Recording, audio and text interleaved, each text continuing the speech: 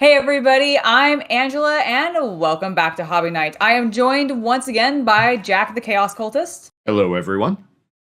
Hello indeed, and we are here to talk yet again about the next episode of The Bad Batch because season 2 is running right now.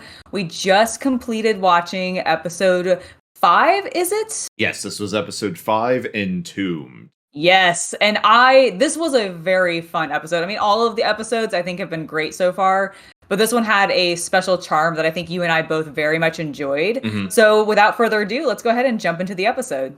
This much more lighthearted episode begins with Wrecker and Omega digging their way through, admittedly, what I first thought was the wreckage of Mandalore, because it had that same rounded ruin shape. It's a garbage pit of Republic ships and such, right? Yeah, it's some sort of junkyard, which it did give me the Mandalore vibes. I completely know what you're saying. And then I immediately went to Andor because there's also a massive junkyard there too. Oh, on Ferrets, and so yeah. Exactly. And so it reminded me of that as well. Yeah, absolutely. And so while going through all of this, Wrecker is looking for a new compressor, I believe it is, for their ship. Yes. And Omega is just tagging along as she does. And one thing I want to point out in her sort of character animation that she does is she's picking up things and looking through them, like pieces of glass and broken shards of things. And I didn't take this to just mean that she was bored. I took this as a callback to the previous episode where she got the kaleidoscope from the farmer. And so I feel like she's getting a little bit more of I guess the proper word is that she's starting to become curious. She's definitely becoming a lot more curious, and she's definitely starting to pick up tendencies, I think, that you see from the more smuggler / bounty hunter, but specifically smuggler type characters in Star Wars, because she's really been seemingly enraptured by this idea of treasure. So I think her objective going to with Wrecker to the junkyard is to find treasure. Yeah, and for her at this point, I mean, that is kind of play and toy for her. And exactly. She does find a couple of things. Because shortly thereafter, they return back to Sid's bar, where we find the pirate Fee Genoa, who I am going to call Wanda Sykes for the rest of this episode, because she's voiced by Wanda Sykes, and it's really hard to separate her from Wanda Sykes. And I don't mean that's a bad thing, it's Wanda Sykes. I do appreciate, though, that her name... That's true. I do appreciate, though, that her name is Fee. Now, not spelled F-E-E, of course, but it still reminds you of fees. Yes. Which will come up later in the episode when she will tell the Bad Batch that they owe her. Which I just thought was a really cute tie to her name. And so she's inside the bar recounting some tale of adventure to a couple of Sid's normal patrons. The Bad Batch are in the bar, sort of listening to all this, commenting on the fact that the story seems to get bigger and bolder every time they hear it. They are interrupted by Wrecker and Omega coming back with their goods, and Omega is thrilled to show the gang all of the shinies she picked up from the junkyard. Yes, and Tech, of course, is immediately well, most of this you could have just left back at the junkyard. This one is broken. This doesn't fit into our molds. I don't even think this is for spaceships. Yeah, one of them looked like a rattle. Every time Omega held it up, I was like, "This is either a bomb or a rattle." I thought it might have been like a squeegee for the windshield. Oh, see, I took it as a Nurgle it was a handheld sensor grenade. Or a sensor, yeah. For it could have been a sensor. Yeah. Yes. Oh, yes. Yeah. Exactly. But one item that Omega brought back does catch the eye of the pirate, and it turns out to be a compass, or basically a set of coordinates in space leading to something. This sort of sets us on what a lot of people I have already heard call this the Indiana Jones episode. I'm calling it the Dungeons and Dragons one-shot episode. Yeah, it's definitely just RPG episode. If you are a GM, I would highly recommend taking from this in regards to some puzzles There's some cute and ideas in everything. this, I think yes. there's some good ideas. Also, if you are a player of RPGs, I think this has some excellent lessons in it for when you're going through a dungeon and you're dealing with a particularly like challenging GM who likes to throw puzzles at you. There's definitely some of that. And so they basically discover that this item that kind of looks like it's basically a disc with like a purple It crystal oh, lens in the center of it. it does. It when she first held it up, it actually reminded me of a compact, like those compact mirrors that you use Yes. to reapply makeup and everything. Like that's what I thought it was going to be at Or a first. Polly Pocket. Yes, or a Polly Pocket, or a Mad Max. Come on, Mhm. come on. It could be Mad Max. But they were able to get information through it by having the pirate's droid, Mel, which is, I think, a new version of Gonk droid. Like just It definitely has the same feet. yeah, definitely the feet of a Gonk droid. Shines a light through it, basically revealing that this thing is some kind of black light hologram generator. Basically, our MacGuffin for the episode. And intrigued and bluntly with nothing else to do at the time, the Bad Batch, decide to set out. So the Bad Batch have set out with Fee. They're on their ship and they are on like heading their way to the Kaldar Trinary system, I believe it is, or that like I think that might be the planet name. It's the Kaldar Trinary system. Trinary, sorry, is what I Fee Genoa calls it. Tech actually comments that there's no record of that planet.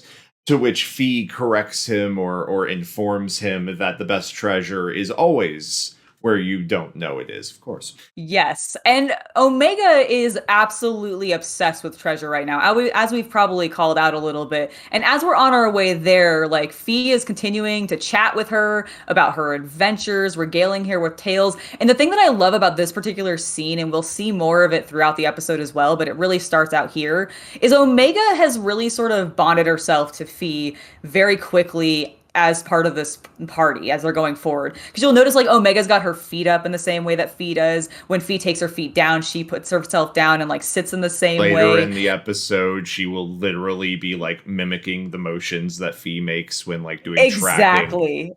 Exactly. And it doesn't help that Fee is constantly backing Omega up as well, because like Fee really enjoys Omega's like innocent free spirit nature about like, oh, I just want to hunt treasure. Like this sounds cool and fun.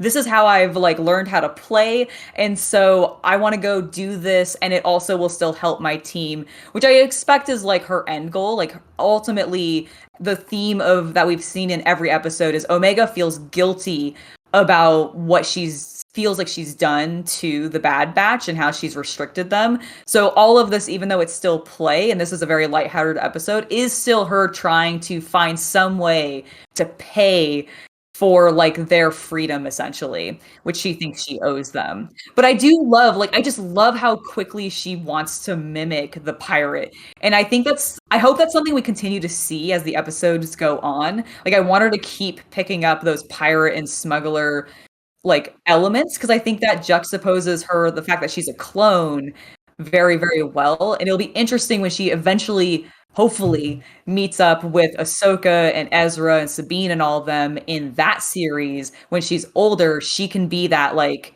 underworld connection, which I actually really like the idea of. Very likely, because I believe this is 19 years before the Battle of Yavin, is what the wiki I'm looking at says right now. Okay. And she's like 14, I think, ish now. Yeah, I think she's supposed to be like 13 or 14. Yeah, assuming she was born at the beginning of the Clone Wars, I think that would be about right. So by the time Luke's around, that would put her at like low 30s. So yeah, absolutely. She's actually just about the same age, I'd say, biologically as Ahsoka, depending on how Mandalorian's age compared to Ahsoka's race. Like, I could see them being cast by the same, like, area of, like, actor. Totally. Sort of what I'm saying there. So, yeah, absolutely. She does seem sort of right for that, like, young Avengers team they're assembling out there. I really hope so. And I really want her to have that underworld connection, because I really like the idea of it. And so having recounted Omega with a number of these stories en route, they finally reach the trinary system. Upon reaching the surface, though, they discover that this place went through exterminatus. Yeah, it is wrecked. Like nothing can grow, and it was like everything's burned, like everything, like permanently. Yeah, it's rough. And this is another one of those scenes where we see Omega end up like mimicking what Fee's doing, because Fee's like breaking off pieces of one of the branches that is just ash, essentially, like just hardened, yeah, using it to test ash. the wind direction, I think. Yeah, exactly. And like Omega's mimicking her. It's immediately does the same thing behind her in the shot. Mm-hmm. And we see upon arriving that this entire planet isn't completely dead, however, because they are being stalked by some kind of fanged lizard creature. Yeah, it really reminds me of the big multi-armed creature that we see in the Clone Wars that they end up, like, I think, spoilers, killing after they bring it to Coruscant and it wreaks havoc and they end up doing a big kaiju. Skyla beast or something. That's not something correct. Like that's not the correct name, but something like that. Yeah, I don't remember what the name of it is. It was something beast. And it really has a similar like scaling pattern. So yeah, because they both have like these overlaid armored plates on like almost snake-like appendages, and are both the one that Angela's referring to was immune to lightsaber attacks. Yep. And while this one doesn't quite seem to be that strong, like I don't think you could probably take a lightsaber. It's strong enough to at least deflect like blaster pistols. Yes, which does cause them a little bit of trouble when they run into it later. So one thing I just want to highlight here is it's interesting, and this might just be for narrative effect, but this is a planet that is basically been burned by war. Nothing save like, these horrible creatures are left. But it's left as like a burned husk compared to, say, Mandalore, which was burned to like a desert. I wonder if that is just because this sector of space is not mapped, because like since Tech didn't have record of it, like being in anything, somehow maybe it's it being undisturbed has left it in almost a petrified state. Yeah, it really seemed that way. At least that's the impression I got, like when they arrived on it. Because it is in a pure just petrified state. Like whatever happened to it, which we kind of get a hint of what actually happened to it later. Yes. Just happened, and then like nothing touched it since until this team arrived. Well, it made me wonder, did the scorching happen relatively recently? I guess not. Not based. I think I'm overanalyzing is what's happening. I think you're overanalyzing. I think this is more just meant to be an adventure based on the weather patterns in the northern hemisphere when there's a nuclear winter. No, sorry. We need to suss this out. Completely. No, we don't. Get MatPat on it. I don't want to do it. All right, there you go. Oh, and I want to call out the reason that how they got here was they actually ended up using the compass again, like because it hadn't been doing anything up until this point. I think Omega still had it on her, but they weren't using it. They actually ended up having to use it because it ended up giving them as a little beeping beacon to indicate where to go. Yes, and I love that we actually. Activated. Yes, it activated. And I love that that's something that's now it's been used twice, because they used it first to find the planet in the first place. Now they've used it to find the entrance to wherever their MacGuffin or their treasure is. Yes. And as we'll see as they continue to go in, they actually end up using it a couple more times, which I just love, like having a MacGuffin that's actually used multiple times rather than it be a one-off and done sort of product. Yeah, Dungeon Masters, remember that. If you have like a fancy MacGuffin, fancy magic sword or something, you give the players, have it open a few fancy doors for them or something as well, just to make it extra special. Helps them remember it. And so it leads them to this wall that there's then a scene that feels very similarly shot to the Speak Friend and Enter scene of Fellowship of the Rings, where Wrecker ends up opening up the side of a mountain by moving a rock and then nearly getting himself crushed in the following landslide.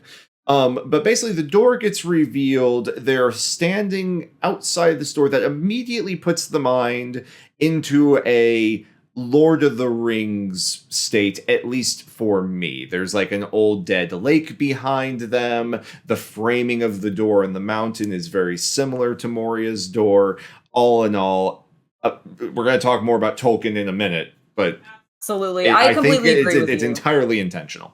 Yeah, it really was. I mean, the color palette of the planet is even set to that sort of like shot in the movie and everything. And like to give you that vibe, I think completely gives you that sense.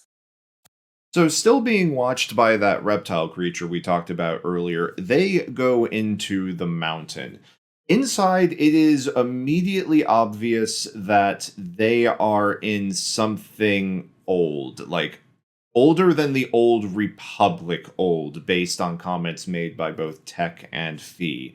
Looking around, eventually Fee identifies it as a newly named mythical place called Skara Null, which is supposed to be the legendary resting place of the treasure known as the Heart of the Mountain. And this brings us back to Tolkien from earlier. For those of you who have who are familiar with it, sorry. The Heart of the Mountain is the name given to the glowing gemstone that the dwarves had in The Hobbit. To get more into the detail, it's the name of a Cimmeril that was carved by the dwarves. It's complicated. Just understand it's a reference to Lord of the Rings. Even I don't quite know its full history. It's the shiny rock in The Hobbit. Absolutely. that was a terrible explanation. I'm sorry.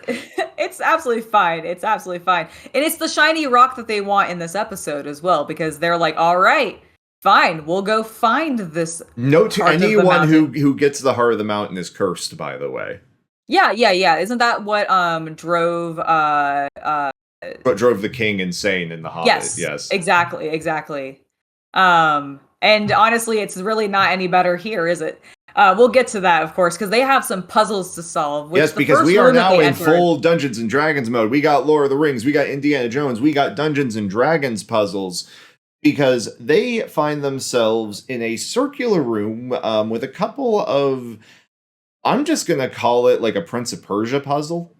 It really did feel like I totally got Prince of Persia vibes from it, because you have these pegs sticking out of the wall. The walls themselves can move, and you're having to figure out what order to put them into. And of course, like Fee, being the confident, pirate who knows what's best and is a professional. Come here, big man, help me with this. Thinks that she knows what she's doing, and she has Wrecker move a couple of the pegs, realign them, and this is when they trigger their first trap, which then drops a bunch of stones on them and locks them inside, which I believe is where we get partially entombing them, partially the naming of this episode, which is really fun to see. But then Omega, them trying to figure out how to get out of the situation, which Fee's like, she does the classic thing you do in any adventure game. She took everything in her inventory and just started clicking. Yes, absolutely. Mm-hmm. She actually pulled out the compass again and started using it, and she noticed that some of the pillars had some glowing sigils on them, they had black where others paint. Did not. Yes, because whoever made this particular contraption that they're in, like this mountain that they're in, and set up these puzzles and everything, really liked blacklight and escape rooms. Art. In escape rooms, and I just wanted to utilize that as much as possible. So they end up using a lantern and the compass to basically cast this light over the whole wall so that everybody can help move the pillars into the correct position, eventually unlocking their way deeper into the mountain. So upon leaving the puzzle chamber, the lizard creature that's been stalking them throughout all of this decides it is finally time to attack and ambushes them out of a ceiling tile in one of the more disturbing monster attacks we've seen in Clone Wars in a while. I agree. This creature is again, it reminds me of the one that we saw in Clone Wars previously, because it has really long limbs as well. Mm-hmm. So it ends up being in Wrecker's face, because he's the one it ends up attacking. But his really long limbs are on either side. It's very out of Alien, I feel like.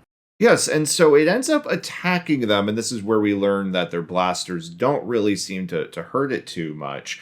Thankfully, before it's able to pull Wrecker like up into the ceiling and away. He ends up like, does he stab it or like rip a like chunk of it off or something like that? Something like that. He like does something Mhm. to it to basically get I think away. he And like rips a scale off of it or something. He hurts the thing. he hurts it.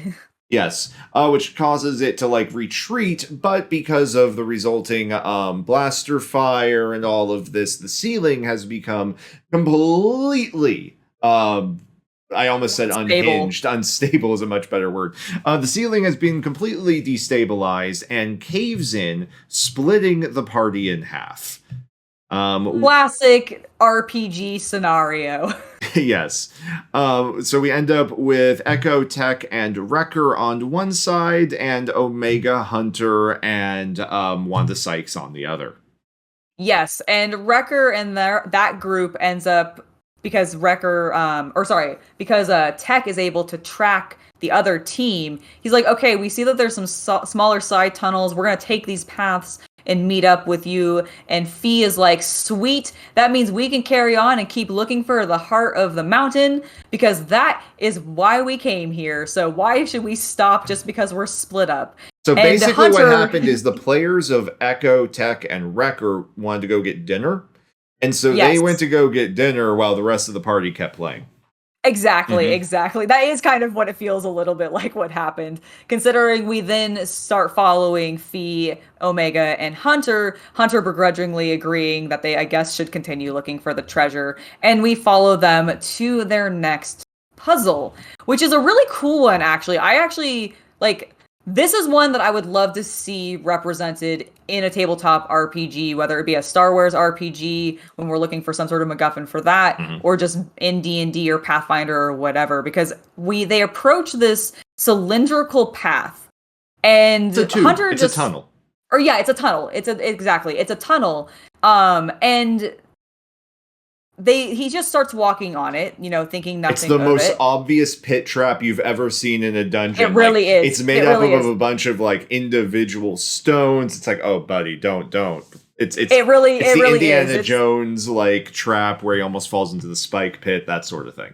Exactly. So, but he just goes on wanting to keep moving because he can hear the creature behind them still. Like they've lost it for right now, but it's still hunting them. Yeah, Hunter so can he smell wants to that keep son of a bitch. Exactly. So he wants to keep everybody moving. So he just walks into this tunnel, almost dies by falling to his doom. Thankfully, Fee grabs the grappling hook that he shoots up, and her and Omega are able to pull him back, which I just really like seeing Omega saving the team. Anytime she gets a chance to do that, it makes me happy. But after that, she realizes she pulls out the compass, which she still has and has been very useful. I think she's gotten to use it now 3 times to help solve things. She pulls it out and starts looking around and notices that there's writing on the ceiling of this tunnel. And somehow they need to figure out light painting, basically. Exactly. And so she figures out, like, okay, we need to figure out how to walk on the ceiling somehow.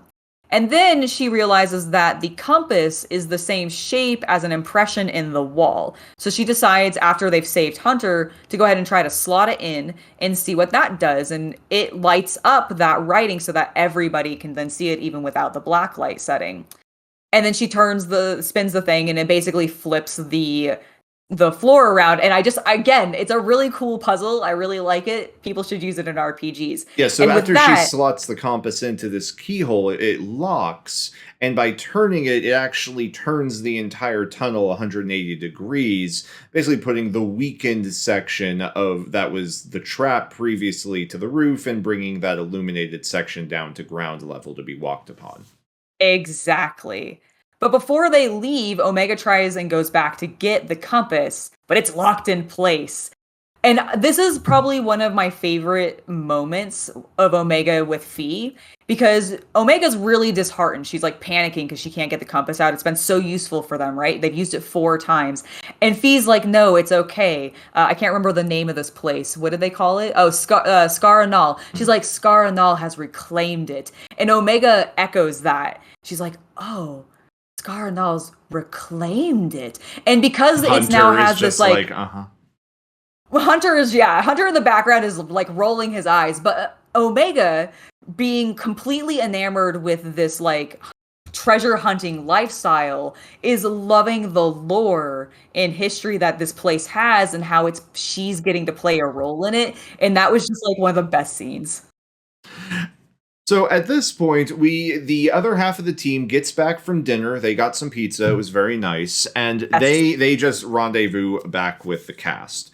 And they reach the chamber containing the heart of the mountain. It's a beautiful looking like Kaiba crystal thing mixed with one of the elemental crystals from Fifth Element. It really actually reminds me of like a resin pour. Yeah, or very, very cool, like psychedelic. Like it's a very resin cool, pour. like geometric resin pour with a lot of blues, purples, and silver sparkly bits. And I'm like, I'm all about that. Evan, Caitlin, can you please replicate this, please? But upon removing the heart of the mountain from its resting place, a la the moment in Raiders of the Lost Ark when Indy's switching out the statue with the little bag of sand. The entire temple, they think, or something to that effect, comes alive and actually begins to flip a full 90 degrees because it turns out this entire time this has been a mecha. A Pokemon mecha. Because it really looks like Arceus. Like, it popped out of the stone. Yes. That it was, like, that had surrounded it, had collapsed onto, which I don't quite fully know how that happened, but whatever, doesn't matter. Well, they implied it's been here for so many millennia that theoretically maybe just stuff... Rubble, yeah, just blew onto it and piled up onto it. Okay, you know what? That's fine. I accept that. So it breaks out of a bunch of rubble and it's Archeon.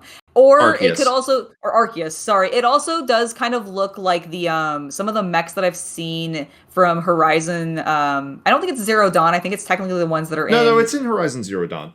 Is it in Zero Dawn? Yeah, the Striders okay, cool. are in that. It's also very similar because as it like comes out of this mountain, it is not nearly as... I mean, it's majestic, and we're talking about like the Pokemon God of Light and this beautiful creature. I think it's a better comparison to compare it to a tripod from War of the Worlds because we have learned what, at least in part, burned this planet to the ground. And it was this giant war machine. Yes. And so at this point, it marches out of this mountain. And if you've ever seen the Iron Giant, it's very similar to the lasers that the Iron Giant starts spitting out at the end of that movie, where it begins just looking for everything that it can see on the surface to shoot. Now, and the only thing it sees on the surface at first is poor sweet Mel, which is the Gonk robot, the Gonk droid. Yes. So it just like starts like shooting at it. It's he will have to be rebuilt later. He will have to be rebuilt, or she, I guess, I don't know. So they are immediately like, okay, maybe we should put the giant glowing Kaiba crystal back. However, Fee maybe justifiably argues that they don't need to. It's very valuable. They could take it with them. And I would argue the planet's dead already. So what does it really matter if the thing's left rampaging, right? Except that it's, as soon as it's done, devastating that poor sweet droid, it starts targeting their ship, which is exactly what Hunter is worried it will do because it seems to be just going after anything that doesn't seem to already be dead or destroyed. I'm not sure how it knows that the ship is like... Well, it's probably not powered down like completely. It's probably like it can see the air conditioners running or something like that. Got it. Okay, I was wondering about that. I was like, if they have it off, would it really notice it? Like, I get why maybe it was going after the Gonk droid because it recognized like electric signals or something. Well, it's still got like a battery and all that in it, right? Yeah, that's true. That's true. But yeah, it just like Hunter is worried it wants to target their ship, which then will leave them stranded with no way to contact anybody that they're there. And considering this is a system that doesn't seem to be known about, that would probably be bad for them and they probably shouldn't let that happen. Which of course convinces Fee that, okay, maybe they should put the rock back. Yes.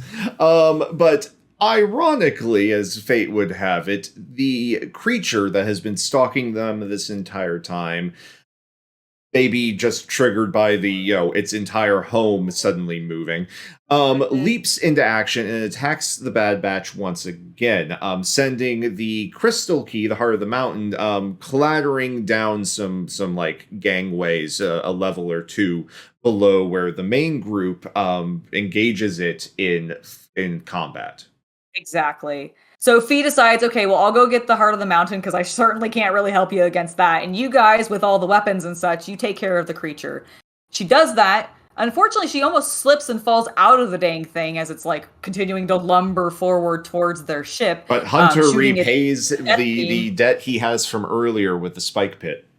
Yes, and saves her this time, catching her arm just before she falls, pulling her back up, and then they hoist the heart of the mountain up to Tech and Omega, who are up at the keyhole just in time before it starts to shoot directly at their ship. Yes, but I should point out, before they are past the heart of the mountain, while Hunter is saving Fee, they are engaging the lizard creature. Oh, yes. And they continue to have the problem that their weapons aren't doing anything. I mean, I think we see Omega put like 5 rounds into the thing's face and they all bounce Yeah, off. it just does nothing. It's like, whatever, I can just, keep going. Yes. However, Wrecker pulls a Colossus from the X-Men maneuver, grabbing the creature's tail, and Omega is quick enough to shoot out one of the eyes of the creature, which happens to be one of the windows on the command Giant deck. window, yeah. Yes, and Wrecker pulls a fastball special and flings the creature out of the eye of the monster. We never really get confirmation if it died or not. It's probably fine. No. I was gonna say, like, if it's any, like, it kind of had cat-like elements, so I just like to imagine that it flipped itself around, landed on all of its feet, Scraped and then ran its way away. down the side of the monster or something like Yeah, that. yeah, something like that. If it didn't, like, the only thing that I think would have actually killed it would possibly be, like, the creature having stepped on it or fallen on it if it didn't, like, land and, was able to move immediately. Yeah. And so after that, they are able to, as like it's literally charging the beam to Yes. blow up the Marauder, they shove the heart of the mountain in. And I don't think it was made to work that way.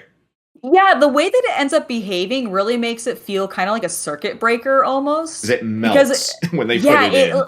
Which honestly did make me think, I was like, okay, but could you guys have gone back and like collected the now cooled but melted remains crystal? of the stone? Because it fell off of the key portion and the creature's dead, so it shouldn't be able to like there's get some back old up. tech in there, guys. Maybe you should like do a little search. Maybe there was an armory in there or something. You don't Exactly. I feel like they left without actually finishing looking for treasure, and there definitely could have been something else they found because they end up leaving with nothing essentially, which is very classic to any time you have a hero like going through these kinds of treasure they can never hunts. get Like the I big feel, score. No. yeah, you never get the big score, but you leave with something greater, which is like a sense of family or something like that, which I do think is something that happened this time with them actually being all together again and having to solve all these puzzles together. We really got to focus again on different characters than we did in season 1. Yes. And I also just want to call out here at the end of the episode when the Mecha Arceus thing that they're in like falls and dies after they plug in the heart of the mountain again. Like Yes. brutal as a hell art direction on this Oh, thing. Like yeah. it looks like it definitely got me a Shadow of the Colossus vibe in both its 100%. living design and then when like it died, because it almost felt like an elder god falling to its death because it's like weeping blood out of a cyclopean eye. Just really dug the art direction on that. Completely agree. Like really, really great imagery there. Absolutely love the use of like the explosive colors because like the whole thing explodes. Like as it's falling, like you see its neck blowing up. So like, yeah, it's sort of got like they, joints like underneath its armor panels going off and going molten, and maybe that's why they want to search the thing. It's full of lava. Maybe that is what it is. Because yeah, like the power basically from the shot basically goes into it. That's what happens, and it's such a badass scene. Definitely. But that unfortunately leaves the Bad Batch now 0 for 2 in treasure hunting, particularly treasure hunting that Wanda Sykes has led them on, because don't let it be forgotten that she's the one who told them about the war chest in the first 2 episodes. It's true. It's true. But hey, at least she's willing to work with them still, because you and I were talking about this, but it definitely feels like we're trying to build the relationship so they have a new contact post Sid. Yes, we talked about this in the last podcast, and that's what I actually wanted to wrap up the episode talking about. There was 2 main things. One, Omega was really sad that the Gonk droid Mel was dead. She apologized to Fee about it, and Fee was like, "Oh no, it's fine. I back up Mel on my ship, so I can always rebuild her. This happens all the time." It's a Gonk droid. It dies every 2 weeks. Exactly. So that was just really charming, and I love that they were like, "Oh no, Mel will be back. Don't worry, don't worry." Because I thought the droid was. I think Mel's just going to die a lot. I think that's going to be the joke for Mel. I think it is as well. But I do want to talk very briefly about the fact that we've now had we've had the focus of Omega being really kind of like enamored by Fee, mimicking her stances and the things that she's doing, sort of trying to learn from her. As somebody that we were watching on YouTube put it, balance the testosterone that she gets from the Bad Batch with Mel or with Fee.